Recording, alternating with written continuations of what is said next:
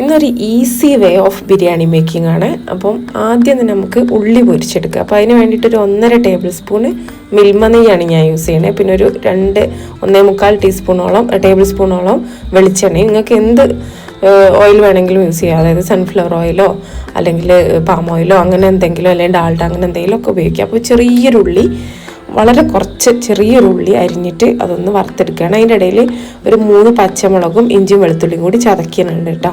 പിന്നെ ആ ഉള്ളി ഒന്ന് വറുത്ത് കളർ ഏകദേശം മാറി വരുന്ന സമയത്ത് നമുക്ക് കശുവണ്ടിപ്പരിപ്പും കിസ്മിസും കൂടി ഇട്ട് അതിൻ്റെ കൂടെ ഇട്ടിട്ട് ഒന്ന് വറവായി വരുമ്പം കോരി മാറ്റുക. അധികം കളറ് മാറ്റണ്ട കേട്ടോ, കാരണം കയ്പ്പ് രസം വരാൻ ചാൻസ് ഉണ്ട്. അപ്പോൾ അതുകൊണ്ട് നമുക്ക് എന്ത് ചെയ്യാം, അത് ഒന്ന് കോരിങ്ങ് മാറ്റി വെക്കുക. പിന്നെ നമ്മൾ കഴുകി വൃത്തിയാക്കി വെച്ചിട്ടുള്ള ചിക്കൻ, ഒരു 3/4 കിലോ ചിക്കനുള്ള 2 കപ്പ് അരി കൊണ്ടാണ് ഞാൻ ഉണ്ടാക്കുന്നത് കേട്ടോ. അപ്പോൾ നമ്മൾ വാട്ടുന്ന പരിപാടിയൊന്നുമില്ല, എല്ലാം കൂടി ഒരുമിച്ച് ചിക്കന്, അതേപോലെ 2 വലിയ സൈസിലുള്ള വെല്ലുള്ളി അരിഞ്ഞത്, ഒരു മീഡിയം സൈസിലുള്ള നല്ല പഴുത്ത തക്കാളി, കുറച്ച് മല്ലിച്ചപ്പും പുതിനയും, പിന്നെ അതേപോലെ ഒരു ഗ്ലാസ് ചായക്ക് കുടിക്കുന്ന ഗ്ലാസ്സിനൊരു ഗ്ലാസ് തൈര്, ആവശ്യത്തിനുള്ള ഉപ്പ്, ഒരു 1/2 ടേബിൾ സ്പൂൺ ബിരിയാണി മസാല, ഒരു 1/4 ടീസ്പൂണ് മഞ്ഞൾപ്പൊടിയും, അതേപോലെ ഒരു 1/2 ടേബിൾ സ്പൂൺ കുരുമുളക് പൊടി, കുറച്ച് നെയ്യോ ഓയിലോ എന്താണെന്ന് വെച്ചാൽ, പിന്നെ നമ്മൾ ചതച്ചെടുത്ത പച്ചമുളക് ഇഞ്ചി വെളുത്തുള്ളി ഉണ്ടല്ലോ, അത് ഒരു കുറച്ച് മാറ്റി വെച്ചിട്ട് ബാക്കി മുഴുവൻ ഇങ്ങോട്ട് ഇടുക. എന്നിട്ട് നന്നായിട്ട് കൈ വെച്ചിട്ട് നമുക്ക് എന്ത് ചെയ്യാം, നന്നായിട്ടങ്ങ് കുഴച്ചിട്ട് അത് നമുക്ക് എന്തെങ്കിലും 1/4% വേവിച്ചെടുക്കണം ചിക്കന്. ദം ചെയ്യാനായിട്ട് മുന്നേ ബാക്കി 1/4 ഭാഗം ദം ചെയ്യുമ്പോൾ അതിൽ കിടന്നിട്ട് വെന്തോളും.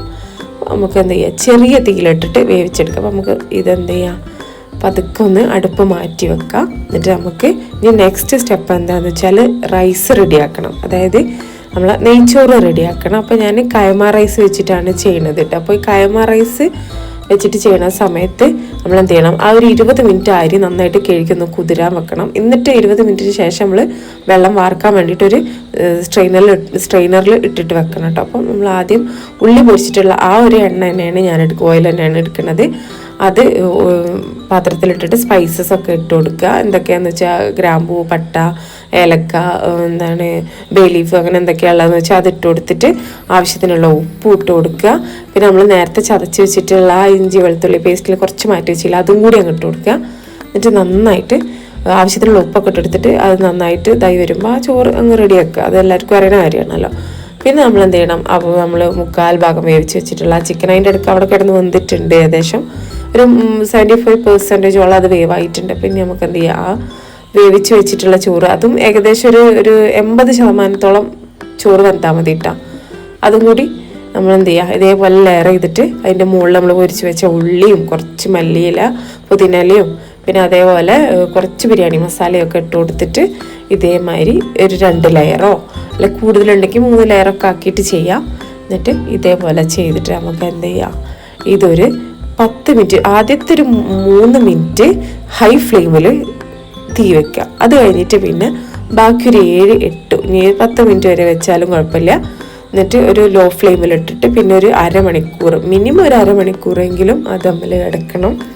അപ്പോൾ നമ്മൾ അരിയും അതേപോലെ ചിക്കനൊക്കെ നല്ല സൂപ്പർ വേവാവും. പിന്നെ ഞാൻ ഒരു ഡിസ്ക്ലൈമർ പോലെ പറയാണ്, മഞ്ഞൾപ്പൊടി ഇടുമ്പോൾ ഒന്ന് ശ്രദ്ധിക്കുക. കാരണം ഇത്ര മഞ്ഞ ബിരിയാണിക്ക് എനിക്ക് താല്പര്യമില്ല. എൻ്റെ വീട്ടിൽ പുഴുങ്ങി ഉണക്കിയൊക്കെ പൊടിച്ചെടുത്ത മഞ്ഞൾപ്പൊടി, വീട്ടിൽ തന്നെ ഉണ്ടാക്കിയ മഞ്ഞൾപ്പൊടി ആയതുകൊണ്ടാണെന്ന് ഭയങ്കര കളർ, ഒരു നുള്ളിട്ടാൽ മതി, ഭയങ്കര കളറാണ്. അപ്പം മഞ്ഞൾപ്പൊടി ഇടുമ്പോൾ ഒന്ന് ശ്രദ്ധിക്കുക. പിന്നെ ബിരിയാണിയിൽ ഇത്ര കളറും താല്പര്യക്കുറവ് ഇല്ലാത്തവർക്ക് അത് അത്ര തന്നെ യൂസ് ചെയ്യട്ടെ. അപ്പോൾ ബിരിയാണി സൂപ്പറാണ് കേട്ടോ.